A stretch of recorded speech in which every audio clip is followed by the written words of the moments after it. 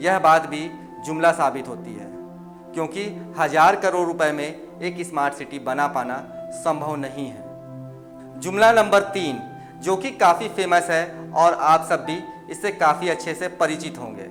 सबके खाते में 15-15 लाख रुपए आएंगे।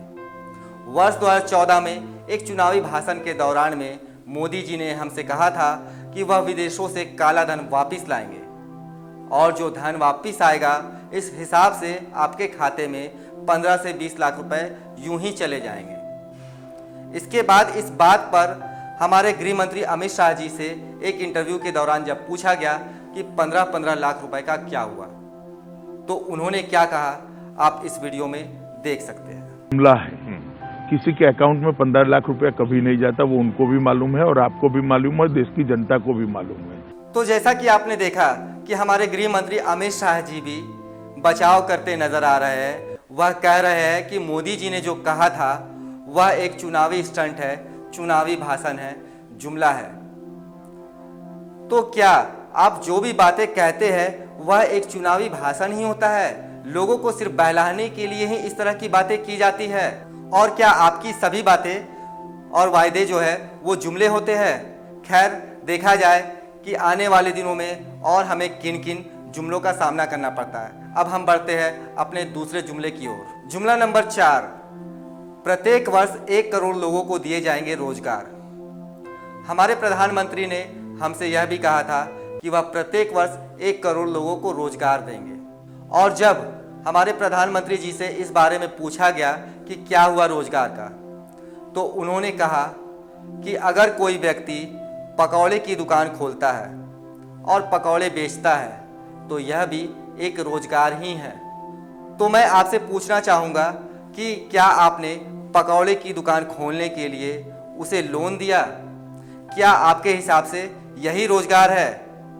क्या एक युवा या एक व्यक्ति जो पढ़ लिख करके, जिसने ग्रेजुएशन किया है, एमए किया है, कई तरह की डिग्रियां हासिल की है, क्या उन्होंने इन सारी डिग्रियों को पकौड़े बेचने के लिए ही हासिल किया था? जुमला नंबर 5, मैंने कभी कोई महंगी चीज नहीं खरीदी।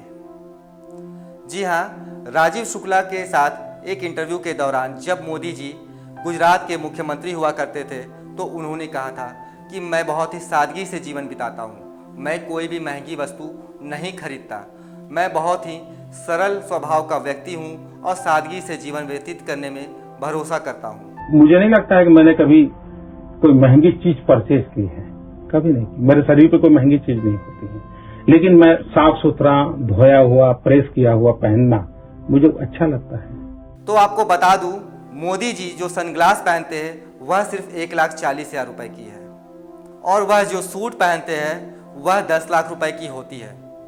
यहाँ तक कि दिल्ली के मुख्यमंत्री अरविंद केजरीवाल ने कहा था कि वह एक सूट को जिसे पहन लेते हैं वह दोबारा से रिपीट भी नहीं किया करते हैं। मोदी जी जिस प्लेन में चलते हैं, जैसा कि मैंने आपको पहले भी बताया, वह सिर्फ 8,400 करोड़ रुपए की है। तो क्या इसे ही सादगी कहते हैं? क्या इसे ही यह कहा जा सकता है कि मैं कोई भी महंगी वस्तु नहीं खरीदता? खैर, हम लोग बढ़ते हैं आगे के जुमले की ओर। न खाता हूँ न खाने दूंगा। दोस्तों, एक चुनावी भाषण के दौरान हमारे प्रधानमंत्री मोदी जी ने कहा था कि ना मैं खाता हूँ न खाने दूंगा। न खाता हूँ न खाने दूंगा। इससे यह साफ साबित होता है कि वह देश से करप्शन खत्म करना चाहते हैं। दोस्तों, आज देश में बेरोजगारी की जो दर है वह बीजेपी की सरकार के द्वारा छुपाई जाती है। और एक बात, बीजेपी की सरकार यह कहती है कि वह सारे करप्ट लोगों को जेल भेजेगी, लेकिन जब किसी एक इंडिविजुअल व्यक्ति के बारे में बात की जाती है तो वह अपने स्टेटमेंट को समझाने लगते हैं। देखिए अमित शाह जी के द्वारा रॉबर्ट वाड्रा के बारे में दिए गए इस बयान को। हमने कहीं पर ये नहीं कहा कि रॉबर्ट वाड्रा को जेल में डालेंगे, हमने ये कहा भ्रष्टाचारियों को जेल में डालेंगे। तो रॉबर्ट वाड्रा भ्रष्टाचारी नहीं है। अरे सुनिए, तो आप बोलने भी नहीं देंगी क्या? नहीं, बिल्कुल बोलने दे रही सर। मेरे वाणी स्वतंत्रता के अधिकार का तो कम से कम प्रोटेक्ट करिए। अच्छा लगता है सुनने में। अब सुनिए जरा, रॉबर्ट वाड्रा को हम जेल में डालेंगे कभी नहीं कहा। हमने ये कहा कि हम भ्रष्टाचारियों को जेल में डालेंगे और ये भी कहा कि रॉबर्ट वाड्रा ने रैंपड करप्शन किया है। आपने इस वीडियो में देखा कि अमित शाह जी से जब पूछा गया कि रॉबर्ट वाड्रा को आप जेल में कब डालेंगे, तो उन्होंने कहा कि हमने बात की थी करप्ट लोगों को जेल में डालने की, रॉबर्ट वाड्रा को जेल में डालने की बात नहीं की गई है। तो उनसे कहा गया कि क्या रॉबर्ट वाड्रा करप्ट नहीं है, तो फिर से वो अपने स्टेटमेंट को समझाने लगे हैं। रॉबर्ट वाड्रा करप्ट है या नहीं ये आप सभी अच्छे से जानते हैं। Highest growth rate, lowest inflation, highest growth rate रहा हो और लोएस्ट इन्फ्लेशन रहा हो तो इसी सरकार ने मॉडल दिया है। दोस्तों अगर इन्फ्लेशन की बात करें तो इन्फ्लेशन रेट वह है जो रुपए के गिरते हुए दर को दिखाती है और सामानों के दाम में गिरावट को दिखाती है। तो इस बात में कितनी सच्चाई है आप इस बढ़ती हुई महंगाई से अंदाजा लगा सकते हैं। आपको बता दूं कि 2020-21 की जीडीपी की ग्रोथ नेगेटिव में बताई जा रही है। तो ऐसे में क्या यह बयान सही था? हम बढ़ते हैं अगले जुमले की ओर। $5 ट्रिलियन इकोनॉमी। दोस्तों मोदी जी ने कहा था कि उन्होंने $5 ट्रिलियन इकोनॉमी का सपना संजोया है। $5 ट्रिलियन इकोनॉमी, इसका सपना संजोया है। तो देखिए इसके ऊपर की रिपोर्ट। दोस्तों कोरोना के आने से पहले ही भारत की अर्थव्यवस्था का ग्राफ रिपोर्ट जो था वह गिर चुका था और इन 3.5 वर्षों में यह ग्राफ सबसे निचले स्तर पर पहुंच गया है और देश में 12 करोड़ 20 लाख नौकरियां जो है वह जा चुकी है। तो क्या इसी तरह से $5 ट्रिलियन इकोनॉमी का सपना सच हो पाएगा? मुफ्त कोरोना वैक्सीन दिए जाएंगे। दोस्तों बिहार चुनाव से पहले बीजेपी की सरकार ने, मोदी जी ने बिहार के लोगों से यह वादा किया था कि वह कोरोना के वैक्सीन आने पर बिहार के लोगों को मुफ्त वैक्सीन देंगे।